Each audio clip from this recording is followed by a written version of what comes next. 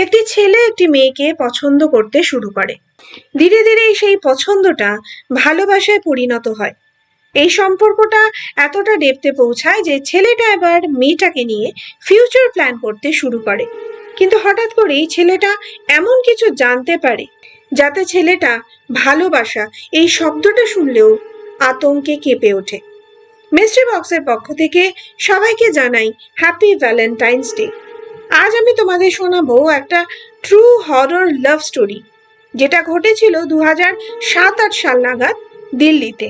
সিদ্ধার্থ একজন অল্প বয়সী ছেলে যে 2006-তে দিল্লিতে আসে নতুন চাকরি নিয়ে। এই সিদ্ধার্থ কিন্তু একজন সাদাসিধে সাধারণ ছেলে। চাকরি করতে করতে ওদের অফিসেই শেখর নামের একটি ছেলের সাথে ওর খুব ভালো বন্ধুত্ব হয়ে যায়। একদিন সব অফিস কলিগরা মিলে প্ল্যান করে যে ডিস্কে যাবে। ওখানে গিয়ে সিদ্ধার্থর নজরে পড়ে একটি মেয়ে। সিদ্ধার্থ নিজে হই হল্লা বা ডান্স এগুলোতে খুব বেশি স্বাচ্ছন্দ্য বোধ করতো না। ও দেখে যে মেয়েটিও ওর বন্ধুদের থেকে একটু দূরে গিয়ে একা বসে আছে। মেয়েটা কিন্তু দারুণ সুন্দরী নয়, কিন্তু একটা অ্যাট্রাকশন আছে ওর চেহারার মধ্যে। মুখটা একটু লম্বাটে, গায়ের রং বেশ ফর্সা, রোগা সোগা গরম। যাই হোক, মেয়েটির সাথে সিদ্ধার্থর আলাপ হয়। সিদ্ধার্থ জানতে পারে মেয়েটির নাম শালিনী। শালিনী সিদ্ধার্থর অফিসের এরিয়াতেই আরেকটি কোম্পানিতে জব করত। এরপর আবার একদিন সিদ্ধার্থ ও শালিনীর দেখা হয় একটা ক্যাফেতে, আর ওই দিনই ওদের মধ্যে ফোন নাম্বার এক্সচেঞ্জ হয়। এরপর থেকে আস্তে আস্তে ওদের রিলেশনটা একটা অন্য মোড় নেয়। সবকিছু খুব ভালো ছিল ওদের মধ্যে। ঝগড়াঝাটি হতোই না প্রায়।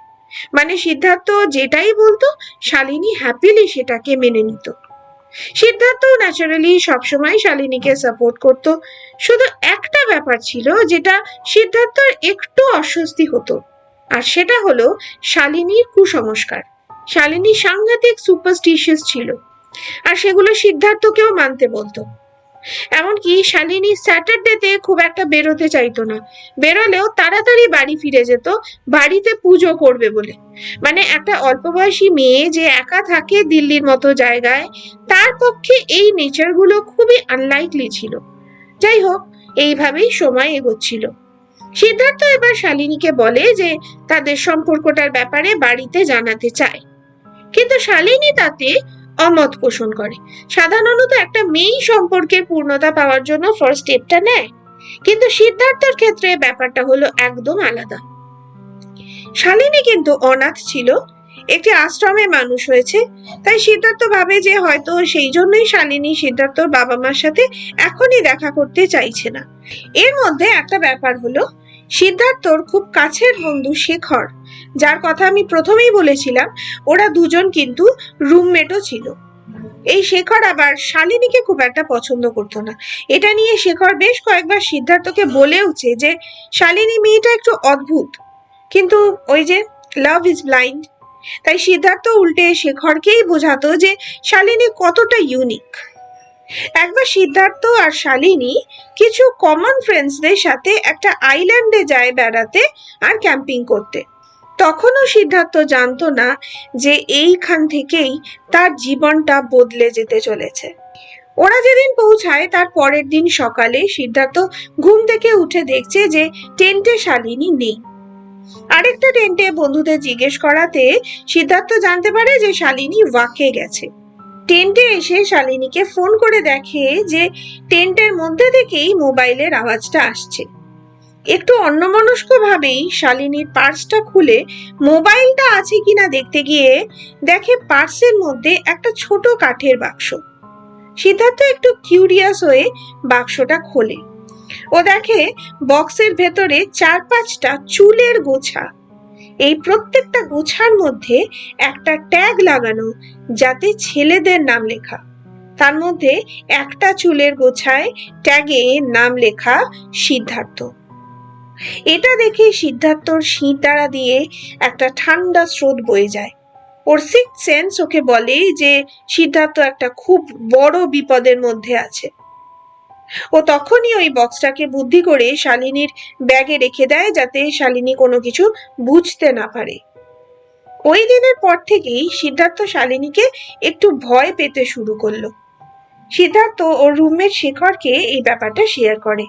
শেখর ওকে বলে যে এটা ডেফিনেটলি কোনো নর্মাল ব্যাপার নয়। ওরা এবার খোঁজ করতে শুরু করে যে কোথায় এই ব্যাপারটা সম্পর্কে ওরা সঠিক ইনফরমেশনটা পাবে।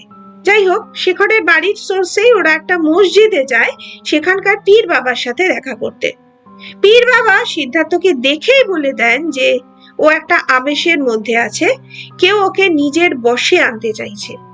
সিদ্ধার্থ ধীরে ধীরে সব কথা পীর বাবাকে খুলে বলে।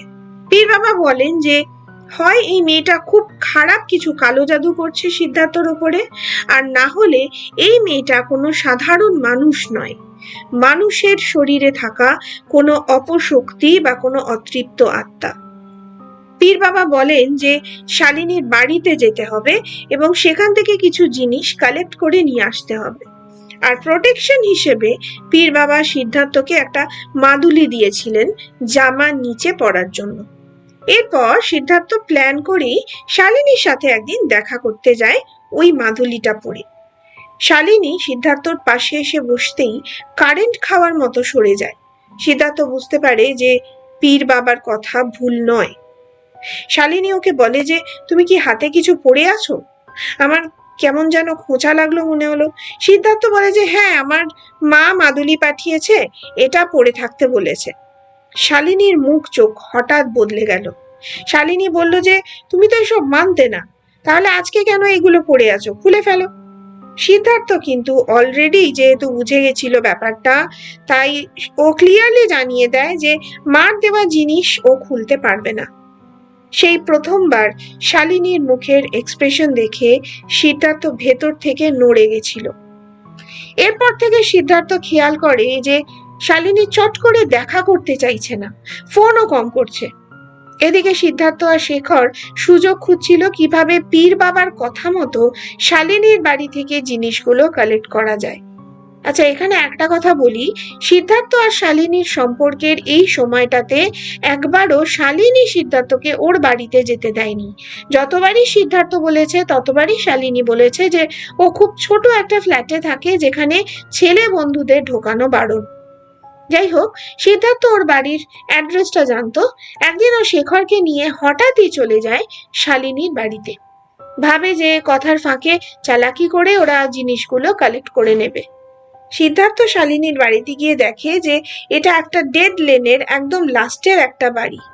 আশেপাশের বাড়িগুলোও কিন্তু মনে হলো কেউ বেশি থাকে না, একটু ফাঁকা ফাঁকা লোকালিটিটা। বেল দিতে গিয়ে দেখে যে দরজাটা হালকা করে ভেজানো। ভেতরে ঢুকে দেখে যে ভেতরটা অন্ধকার অন্ধকার মতো, সব জানলা বন্ধ, কিন্তু বিশাল একটা ফ্ল্যাট। বাইরের ঘরে ঢুকেই ওদের নাকে একটা আষ্টে গন্ধ এসে লাগে। সিদ্ধার্থ আর শেখর শুনতে পায় বাড়ির ভিতরের কোনো একটা ঘর থেকে মন্ত্রোচ্চারণের শব্দ ভেসে আসছে আস্তে আস্তে। ওরা ভয় ভয় প্রায় নিঃশ্বাস বন্ধ করে পা টিপে টিপে কয়েক পা এগোতেই দেখে একটা লম্বা প্যাসেজ, যার লাস্ট রুম থেকে হালকা আলো আসছে, আর আসছে সেই আস্তে আস্তে মন্ত্রোচ্চারণের শব্দ। শেখর পীর বাবার কথা মতো টেবিল থেকে একটা জলের বোতল তুলে নেয় আর মেঝেতে পড়ে থাকা ধুলো কালেক্ট করে নেয়। তারপর কৌতূহল বশত সিদ্ধার্থ পা টিপে টিপে যায় সেই ঘরটার দিকে। সিদ্ধার্থ দেখে যে ঘরটা বেশ বড়। ঘরের ঠিক মাঝখানে একটা পঞ্চভুজ আঁকা, আর পঞ্চভুজের প্রতিটা কোণে একটা করে প্রদীপ রাখা, আর রাখা একটা মাথার খুলি, তার সাথে আরো কিছু অদ্ভুত জিনিস। আর পঞ্চভুজের সামনে আসনে বসা লাল শাড়ি ও বড় লাল টিপ পরা শালিনী, যার মুখটা শালিনীর মতো হলেও পুরো চেহারাটা ভয়ঙ্কর দেখতে লাগছে মোমবাতির আলোয়। শালিনী মন্ত্রোচ্চারণ করে যাচ্ছে, মুখ চোখে কিরকম একটা পাশবিক ভাব।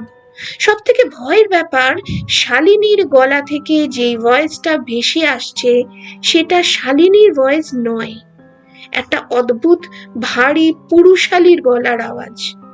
সিদ্ধার্থ আর শেখর এসব দেখে কোনো রকমে প্রাণ হাতে করে ওখান থেকে পালিয়ে আসে।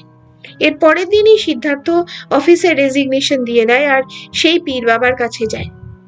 এই সময় সিদ্ধার্থ যেখানে থাকতো সেই জায়গাটাও চেঞ্জ করে ওর এক কলিগের সাথে থাকতে শুরু করে।